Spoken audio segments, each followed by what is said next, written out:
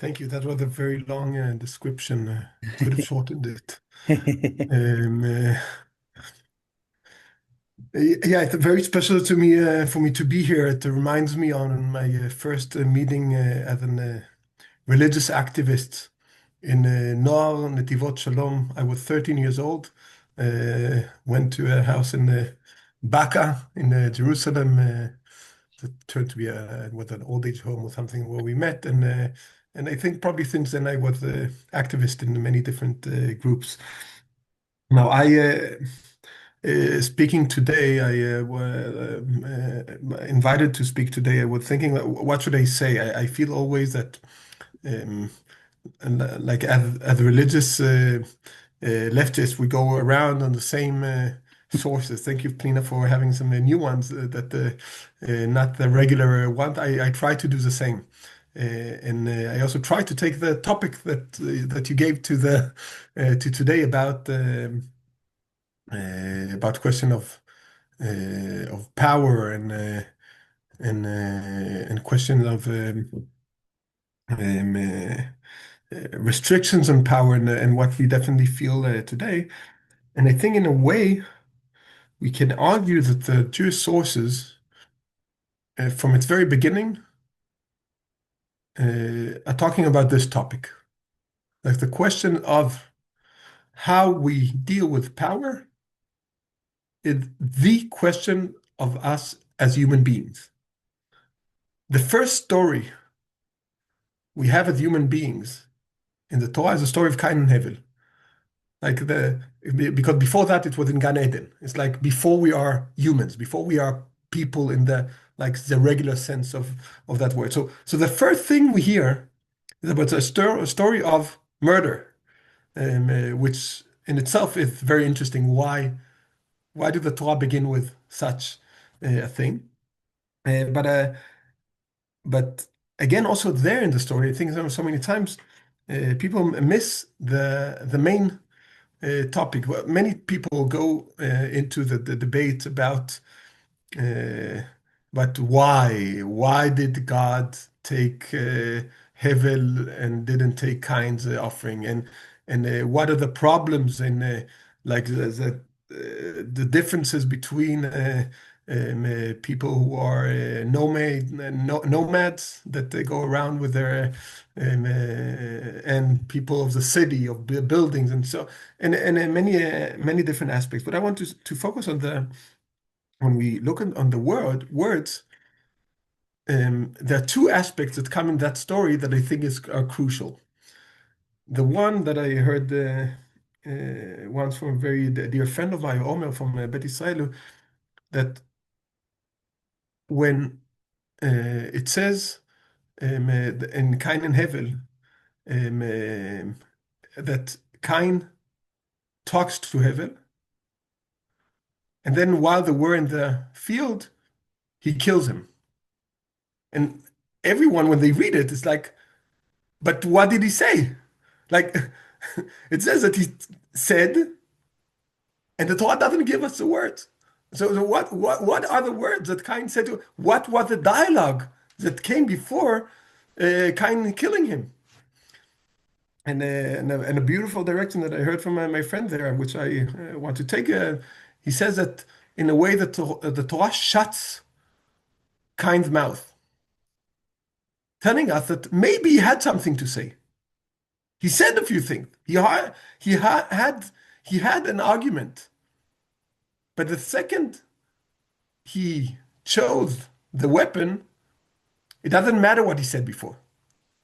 So we shut, like the content disappears because he chose violence. So that is one element that comes from forward.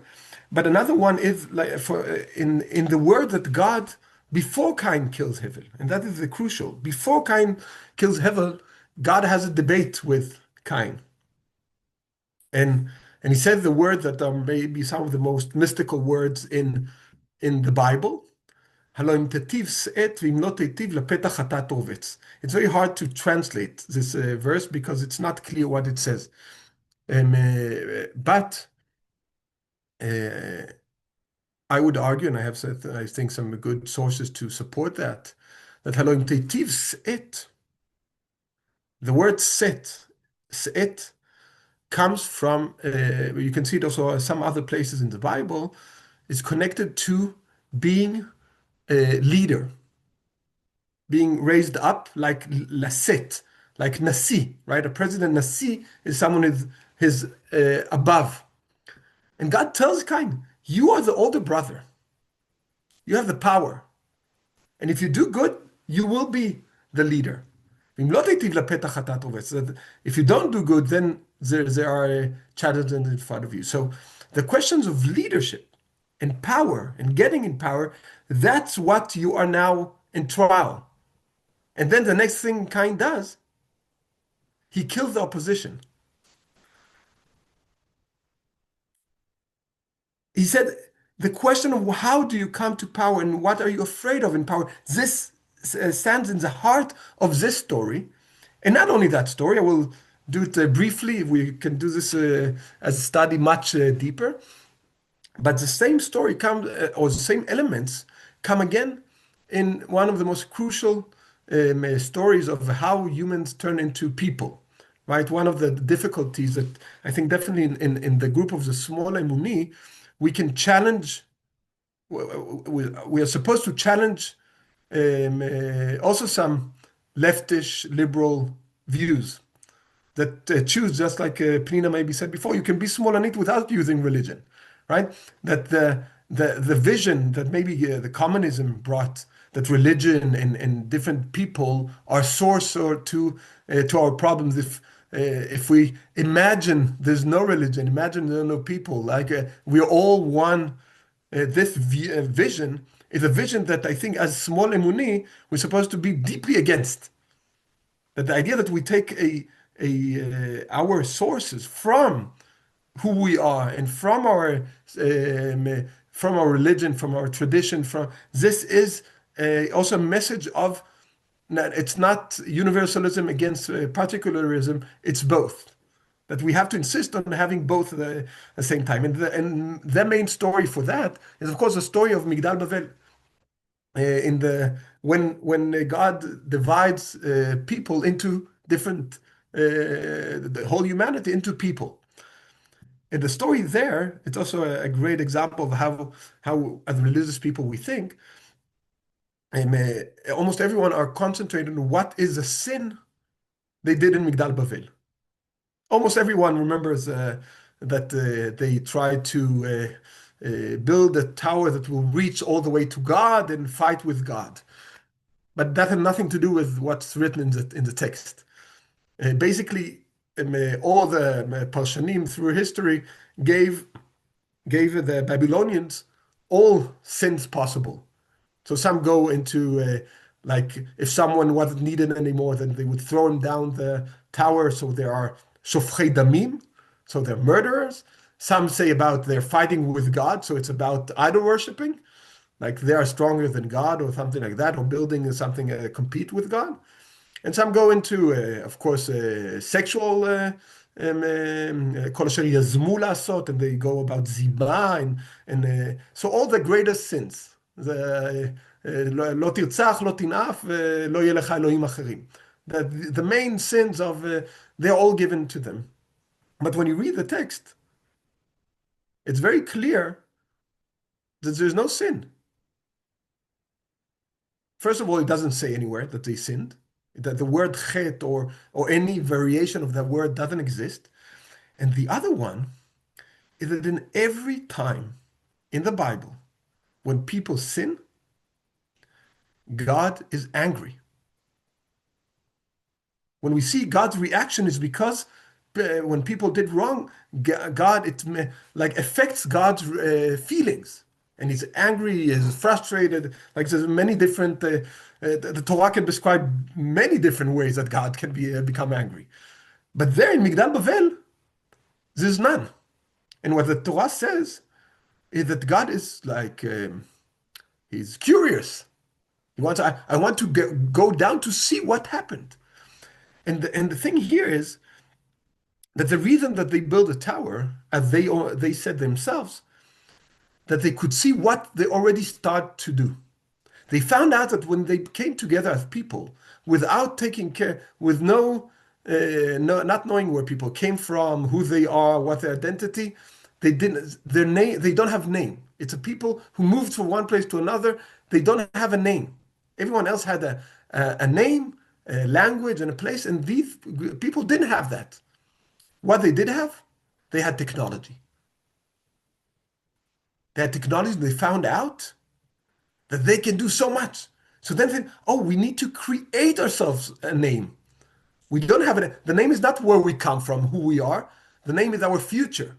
The name is about let's stick together because we can do everything we want. And so we have to do everything to stay together because of these opportunities that lies in being together. And then God comes and says, wow, look what they have already started to do. And if they started to do that, there's no limit to what they're able to do. So God is not angry, not disappointed. God is worried. He's worried about what people do when they have too much power. And this is a concern that God is willing and says, let's spread them around to different languages and different people, and they will have small fights. They will have wars, but it won't be a world war. It will be a local. It will be, but we have to decentralize power. In a way, maybe we can think, if anyone wants something optimistic from tonight, that maybe that is part of what's happening in the world today. That even Trump, that we can all agree, I don't need to explain what I think about him. I think you all understand my natural feelings about Donald Trump. But the fact that he goes to America first and closes the borders, we all know that this is going to make America weak, much weaker than ever before. And maybe that's not such a bad idea. Maybe we need to decentralize power because look how we ruined the world with so much technology and so much. Maybe all our debates about morality will disappear when we'll all be flooded by the ice age in Europe, and I don't know what can happen around the world with it. So maybe the fact that people are a bit more nationalistic and there are some advantages, maybe in a weird way, if we can say that. But this is something God really wants to decrease power and decentralize power. This is an extremely important part. This is because God is worried when too much power lies in these people. And then you can say in a way that this question of what people do with power, this continues. This is a debate between Esav and Yaakov. Who is the leader? Who has the power? And that also why Isaac tells Esav, if you decide to release the power and give it to Yaakov, do a separation, then you'll go on your own, and he will be like you won't be under him anymore. You have an option to go your way, and this also brings me to the last one, who is maybe the clear, and I assume that most of you did think about this example, Benjamin, when you described Hasmol Ha'emuni, I heard you say Hasmola Yemeni. Like, this is how it sounded. And I think it's beautiful. I don't have a problem with using that also, like the strength within the small, like the Yamin as in that aspect. But one of the most beautiful sentences that we have with the story of Abraham is when he comes back with power. He comes back from Egypt with lots of slaves, and it will be less than 5 minutes. Don't worry, I'm finishing now. He comes back from Egypt with richness, and he can't come along with his own family, with Lot. And there, in that very strong moment, Abraham goes to Lot and says to him that הלא כל הארץ לפניך, היפרדנה מעליי, עם השמאל וימינה, that's why the small and הימין, ועם הימין והשמאלה. The whole country, the whole land is in front of you. Let's split, go your way. if you go left or if you go north, I go south. If you go south, I go north. We'll go each our way. But the strong thing is that just afterwards, God says to Abraham also to look on the land, and that the whole land will be Abraham's, which is like 2 seconds ago. Abraham said, "You choose, you take yours," and from that place, a place of deciding to leave power, to say, "I don't, I'm not going to take whatever I can." It's not about taking what I can. It's about finding a way to that we can live next to each other. And we all know that right afterward, Avraham will also write and fight for Lot. It's not that he now left and they have nothing to do with each other anymore. He will fight for him in the story of Sodom. But in that place where Avraham comes and decides to give power and let go of power, this is exactly the place that God promises the whole land will be yours. That it will be power that comes not from taking, but from giving place and giving. And this is the wish that I have for us, also in the way we do it, understanding and not coming and saying we own the land, we own Jewish tradition. Jewish tradition says only what we know. No, we know that you can use the sources to the one or to the other. The most important thing is what we choose and which directions we take in the way we believe in. So thank you so much for the event, the gathering, and look forward to see how it evolves to the future. Thank you so much.